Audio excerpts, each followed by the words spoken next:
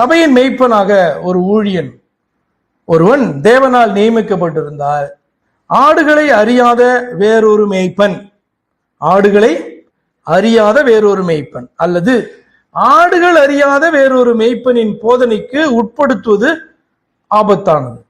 இப்ப நம்ம இவ்வளவு நேரம் பார்த்தோம் இல்லையா, அந்த ஆடுகள் அல்லது சபை அல்லது மந்த அப்படின்னாலே என்ன அர்த்தம்? ஆண்டவர் மெய்ப்பன் இல்லாத ஆடுகளை போல இருக்காங்க அப்படின்ட்டு மனதுரி என்ன பண்ணாரு?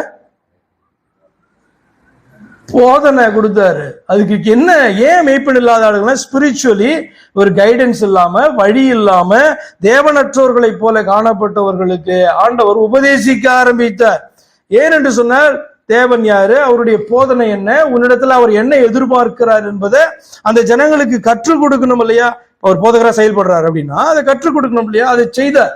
அதே போல ஒருவன் பாத்தீங்கன்னா ஒரு மந்தையினுடைய ஒரு கூட்டத்தினுடைய ஒரு மெய்ப்பனாக, ஸ்பிரிச்சுவல் லீடராக அவன் தேவனால் நியமிக்கப்பட்டிருந்தா அந்த மந்தை, அந்த கூட்டத்தை ஆடுகளை அறியாத, அந்த ஜனத்தை அறியாத வேறொரு மெய்ப்பன், அவன் நல்ல மெய்ப்பன் கெட்ட மெய்ப்பன் அப்படின்லாம் பார்க்க வேண்டியதில்லை, வேறொரு மெய்ப்பனுக்கோ அல்லது ஆடுகள் அறியாத, ஆடுகளை அறியாத அல்லது ஆடுகள் அறியாத. ஏன் இந்த வார்த்தையை நான் அப்படி பயன்படுத்துறேன்? ஆண்டவர் சொல்லும் போது என் ஆடுகள் என் சத்தத்தை அறிந்திருக்கிறது. அவர் பேசணும், அவருடைய ஆடுகளுக்கு தெரியுமா, புரியுமா, பின்னாடி வருமா, யாரு என்னுடைய மெய்ப்பன் கூப்பிடுறாரு அப்படின்ட்டு வருமா. ஆனபடினால அந்த வார்த்தையை மெய்ப்பன் அறியாத அல்லது மெய்ப்பனை அறியாததான வேறொரு மெய்ப்பனுக்கு என்ன பண்ணக்கூடாது, அவருடைய போதனைக்கு உட்படுத்தக்கூடாது. அது வேதத்துக்கு ஆபத்து மட்டும் கிடையாது, வேதத்துக்கு புறம்பானது. ஆனா இன்று இப்படிப்பட்ட காரியங்களை சபைகளில அதிகம் காண முடிகிறதே. இதற்கு காரணம் என்ன? கேள்விக்கு நான் வந்துட்டேன். ஏன் ஒரு ஒரு சபையை மேய்க்கிறதான அந்த பாஸ்டர் இன்னொரு சபையில இருக்கிறதான ஒருவரை கூட்டு தன்னுடைய சபையில தன்னுடைய ஜனங்களுக்கு கற்றுக் கொடுக்க அவர் சொல்லுகிறார். அல்ல என்று சொன்னார். இப்ப போறதை விட பாத்தீங்கன்னா இன்வைட் பண்றது ரொம்ப ஆபத்து.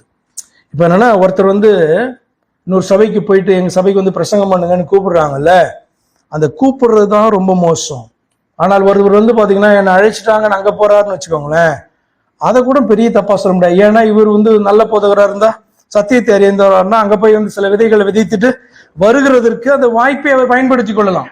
ஆனா இன்வைட் பண்ணுகிறோம்ல, இன்வைட் பண்ணுகிறது ரொம்ப ரொம்ப ஆபத்தானது. ஏன் அப்படின்னா, உன்னுடைய மந்தை, உன்னுடைய ஜனம், உனக்கு கொடுக்கப்படுதான ஜனத்தினுடைய தேவை உனக்கு தெரியல, அவர்களுக்கு ஏற்றதான ஆகாரத்தை உன்னால கொடுக்க முடியல அப்படின்னு சொன்னா நீங்க போவ, வெளியில போவல, வெளியில அவங்க கொடுப்பாங்க அப்படின்னு சொல்லிட்டு அவங்களை கூப்பிட்டு வர இல்லையா? அதனால சொன்னா அது வேதத்துக்கு புறமா. என்ன காரணம்? இதுக்கு ரெண்டு ரீசன் இருக்கு.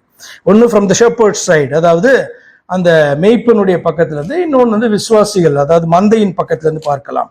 ஒன்று மெய்ப்பனுடைய பக்கத்துல இருந்து பாத்தீங்க அப்படின்னு சொன்னா, 1 தீமோத்தேயுவின் புஸ்தகம் 3ஆம் அதிகாரம் 1-2 வரைக்கும் வாசிக்கும் போது, shepherd, these kind of shepherds are unable to feed their own sheep entrusted to their hands. அவர்களிடத்துல தானே ஆண்டவர் பாத்தீங்கன்னா இந்த காரியத்தை ஒப்பு கொடுத்திருக்கிறார். அப்படி இருக்கும்போது they are unable to feed அப்படின்னு சொன்னா என்ன பண்ணும்? இப்ப சாப்பாடு இல்லைன்னா என்ன பண்றது இல்லையா? அது மாதிரிதான் 1 தீமோத்தேயு 3:1 கண்காணிப்பை விரும்புகிறவன், அதாவது மெய்ப்பனுடைய ஊழியத்தை விரும்புகிறவன் என்று சொல்லி அர்த்தம். கண்காணிப்பை விரும்புகிறவன் நல்ல வேலையை விரும்புகிறான், தப்பல்ல, இது உண்மையான வார்த்தை.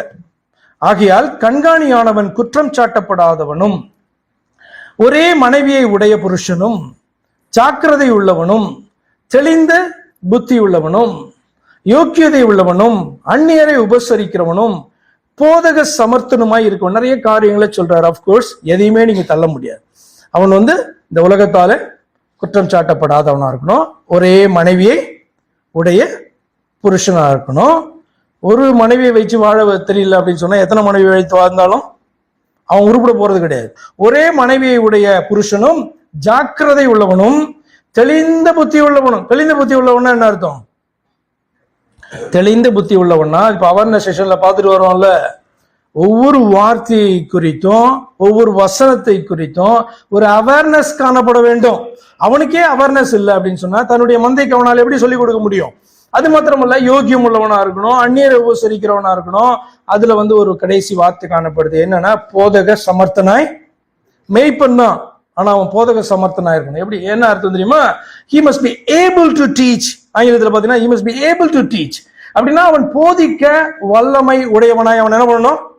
காணப்பட வேண்டும். அப்ப நீங்க மேய்ப்பர்களுடைய பக்கத்துல இருந்து எதற்காக இவர்கள் they are inviting other ministers into their flock to teach them அப்படின்னு நீங்க பாத்தீங்கன்னா அவர்களுக்கு போதிக்க தெரியல